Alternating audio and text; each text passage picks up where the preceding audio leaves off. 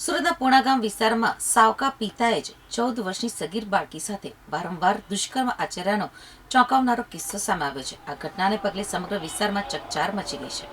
મળતી માહિતી મુજબ પૂણા વિસ્તારમાં આવેલી દિવ્ય શક્તિ સોસાયટીમાં બાળકી તેની માતા અને સાવકા પિતા સાથે રહેતી હતી. બાળકીની માતાએ આશરે 10 વર્ષ અગાઉ બીજા લગ્ન કર્યા હતા અને પ્રથમ પતિથી થયેલી પુત્રીને સાથે રાખી વિશાલ રાદડિયા સાથે રહેતી હતી. આરોપી સાવકા પિતા વિશાલ રાદડિયા દ્વારા છેલ્લા કેટલાક મહિનાઓથી બાળકી સાથે વારંવાર દુષ્કર્મ આચરવામાં આવતો હોવાનો આક્ષેપ છે. બાળકીના પેટમાં દુખાવો થતાં સમગ્ર ઘટનાનો ભાંડો ફૂટ્યો હતો.